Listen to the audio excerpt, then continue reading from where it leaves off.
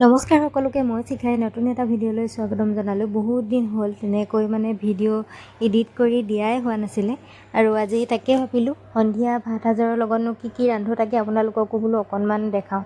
এইফালে আজি মই ঔটেঙা দালি আৰু মাছ বনাবলৈ বুলি লৈছোঁ। এইফালে মাছকেইটা ধুনীয়াকৈ ৰেডি কৰি ল'লোঁ বাছি মেলি, আৰু এফালে পাকঘৰলৈ আহি সোমাই দিলোঁ। মায়ে ভাতটো পাতি দিলে, তাৰপিছতে মই এফালে চব্জিকণ বনাওঁ বুলি ল'লোঁ।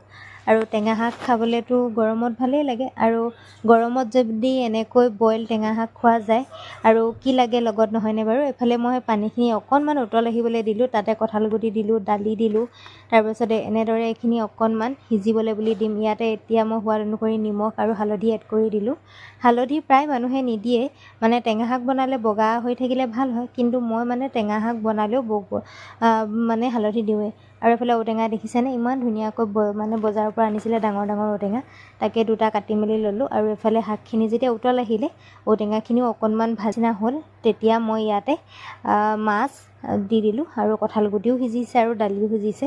আৰু এনেদৰে উতল আহি আমাৰ আজি বইল টেঙা শাককণ ৰেডি হৈ যাব। বহুত মানুহে এনেদৰে বনায়, কিন্তু মাছ ফ্ৰাই কৰি দিয়ে। মই আচলতে বইল বনালে একেবাৰে মাছ চাছ ফ্ৰাই নকৰোঁ আৰু এনেদৰে দি দিওঁ। আৰু আপোনালোকে এনেদৰে দিয়ে নে কেনেকৈ দিয়ে জনাব। আৰু এইফালে উতল আহি চব্জি প্ৰায় হৈছেগৈ। আৰু এইফালে মই বনালোঁ কলডিলৰ ফুল যে বেচনৰ সৈতে ফ্ৰাই কৰিলোঁ, মাছ ফ্ৰাই কৰিলোঁ।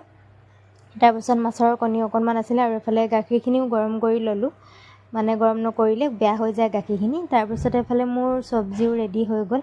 আজি গৰম দিনত এনেদৰে খাবলৈ ভালেই লাগে। আৰু এফালে এতিয়া ভাত বাঢ়িবলৈ বুলি ল'লোঁ, তাকে আপোনালোককো অকণমান দেখালোঁ।